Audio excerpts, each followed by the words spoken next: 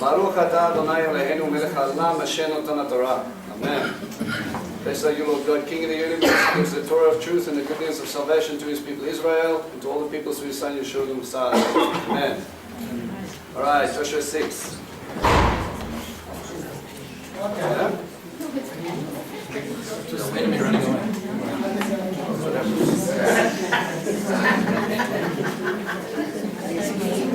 Are you going to enjoy it? Everything's good. That thing not laughing. That's fantastic. Keep straight.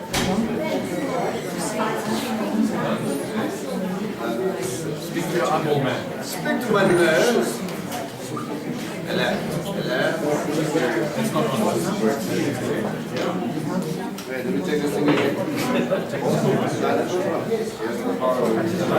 Yeah, leave it to the change two batteries on the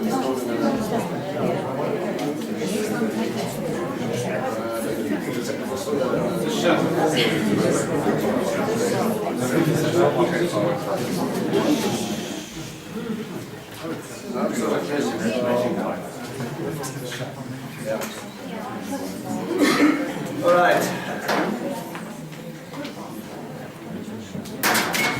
Okay.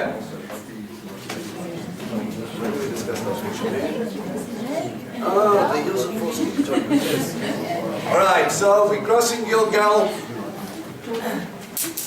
Crossing to Gilgal, crossing the Jordan. Stones get put up as a monument, just like Pesach. You will tell them that this is what God has done for you.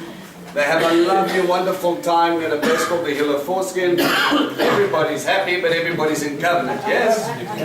Lovely place, wants everybody's dreams. Still those who have not been done.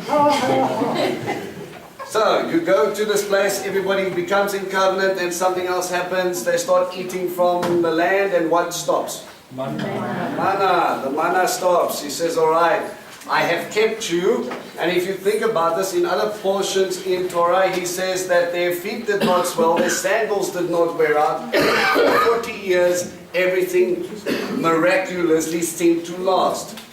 Were they happy that they weren't getting new stuff? No. How many of you sometimes feel you're in a wilderness moment where you, no matter what you do, you just don't seem to get anywhere? You're going to love that financial freedom, right? What financial freedom? If you're dealing with this, or you know someone who's dealing with this, remember it's a time of preparation. God is refining them. What's our job? To beat them. No, don't be silly. Beat you. Right? It's our job as a community to come up and lift them up in that time of struggle. Okay? How many of you have been through that and other people around you have lifted you up? Right. How many of you have loved it when they did that? I know. I was quite happy when people were lifting me up. Free food. Yeah, not just free food. Sometimes it's about humility, guys. I'm just going to throw it in there now. Otherwise, it's going to deal with you to a point when you think. I moved into this house, I was 25 years old. I was driving a brand new Lexus IS250. I was a business owner, and life was good. I didn't have God though. Right? And then not long after that, recession hit, business started taking a dive, interest started skyrocketing, and then I look at my mummy and I go, things started to break. If interest keeps on going up, I'm eating at your house. But don't worry, I'm a self-made man. And I was like, you need to come down a peg or two, little boy. Clank, clank. And I had to go back to my mummy and I had to say, Mummy, the creep is broken. Mummy, the pool's not working. Mummy. And I didn't like that part of my growth. But I then started to realize, if he gave me everything that was complete lap of luxury, and the business kept on growing, I would not understand what it was to rely on God. I would not understand what it is to go and have to ask somebody. I would not have to understand what it is to be within one. So now I've been in that situation. Don't you think it's easier for me now to sympathize with people who are in want at this point? What did God do for me? He put someone around me that's able to help me. And they lifted me up. The manna was there because they couldn't do it themselves. So you follow your God's example. For those who are struggling by, please have some discernment. Pray about this. But us as a biyachad, as a community, it is our job to take it as a community and lift them up in this time. How do you know it's not a test? That God is checking what you do with your money when He's giving you a little bit extra.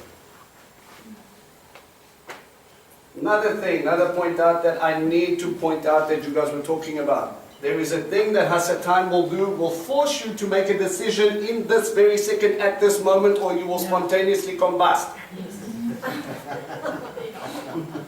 We have to sort this now. Do you? Can't wait till tomorrow? You can't pray about it for another week?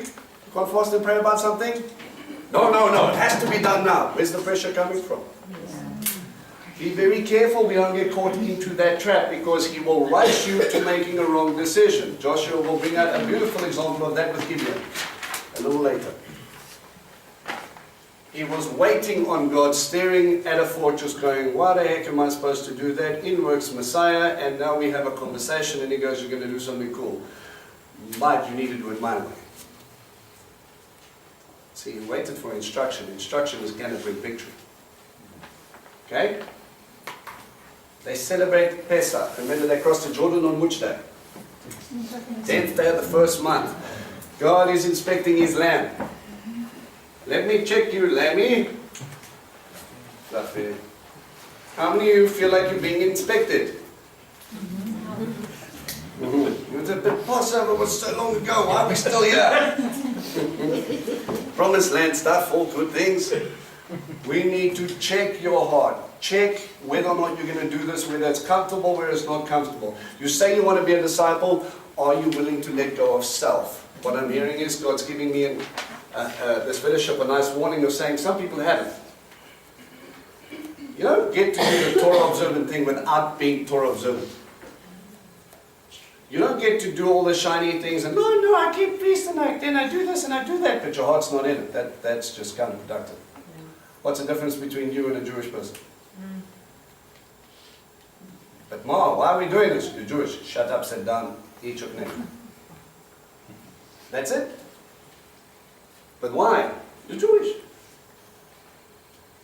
You know, when you talk to Jews and you realize, we don't really do Sukkot unless we get invited. It's such a schlep.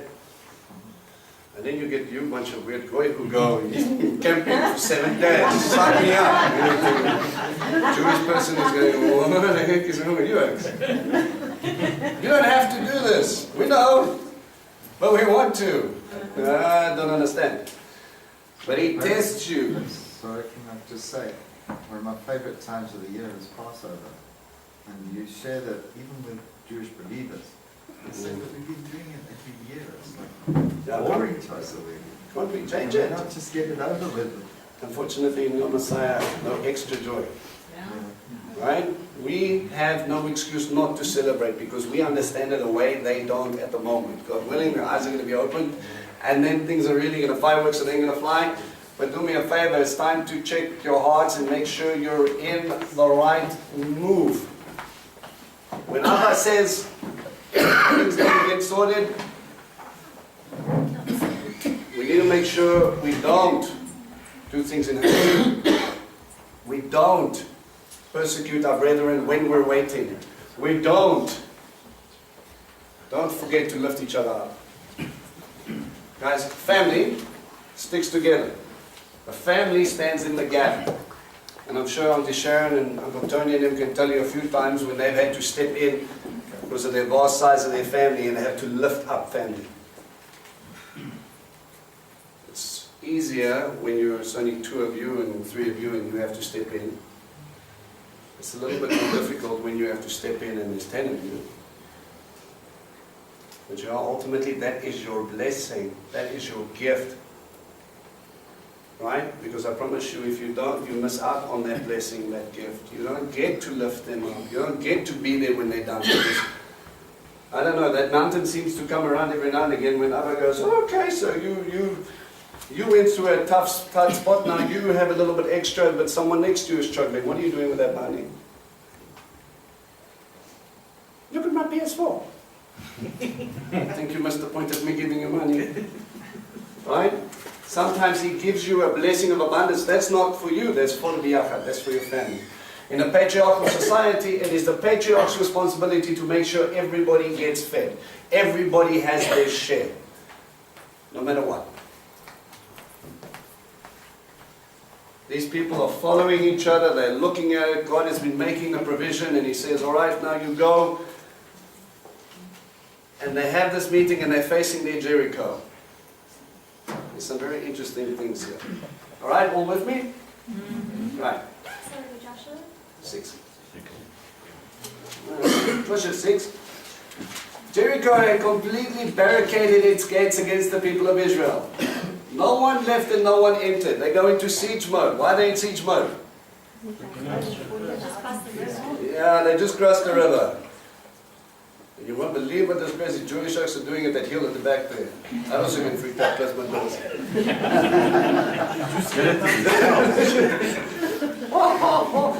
Right. Then God was just conquered.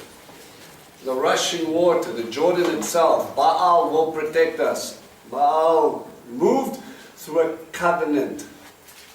The Ark of the Covenant goes before them. Those who represent the people carrying their God.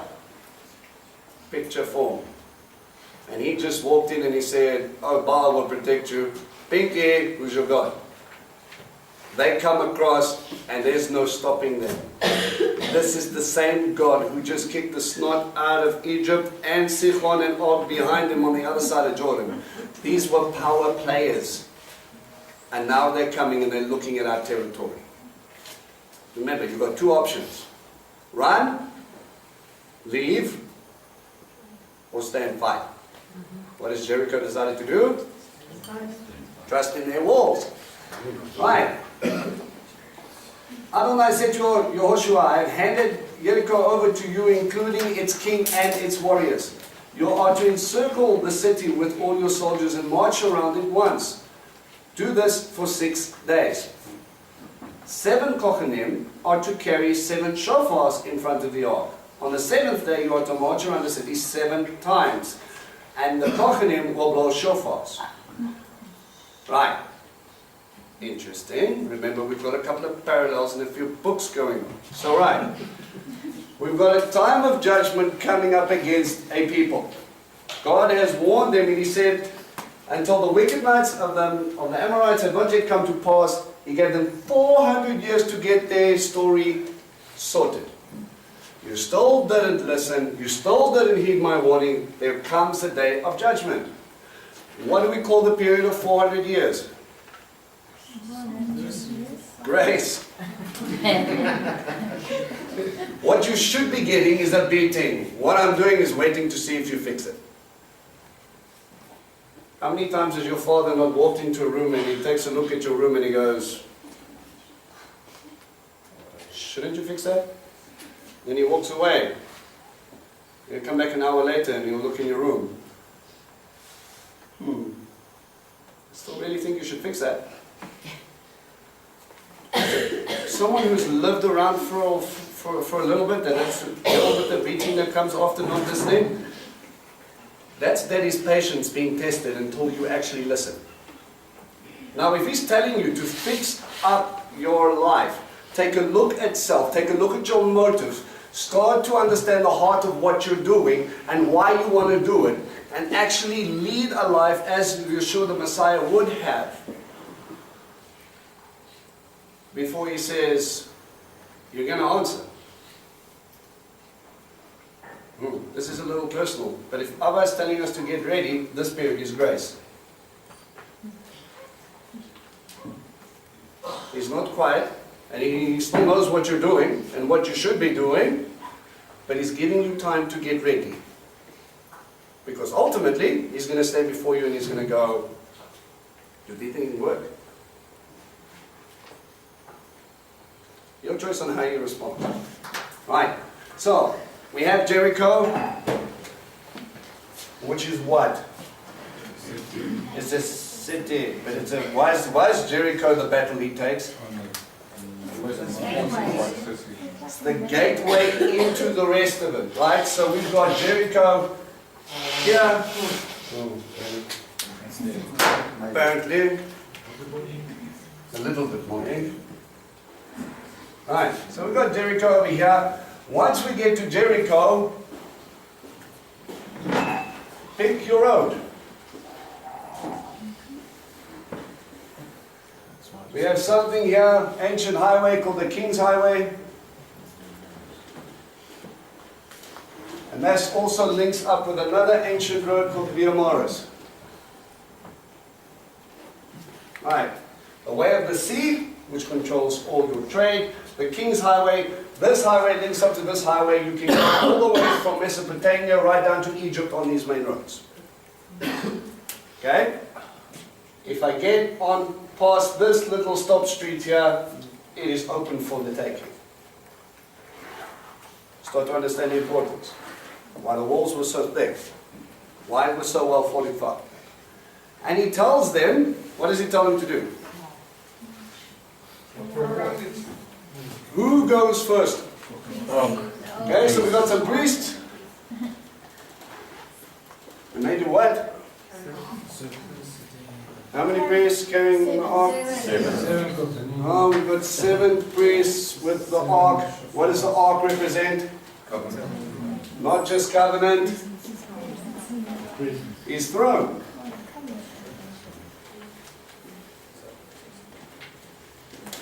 Right, remember, he sits between the 2 cherubim. That's why they call it the mercy seat, because he is one who is merciful. Yes?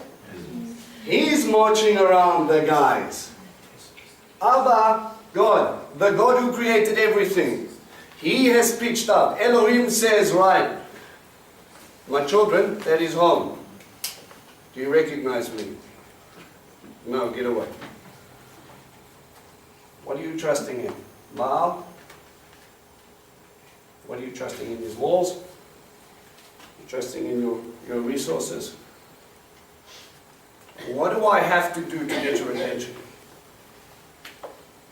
Was not what I've been doing all this time, building up to this moment, did I not catch your attention? Do you not realize that I'm real? I want to show you who I am.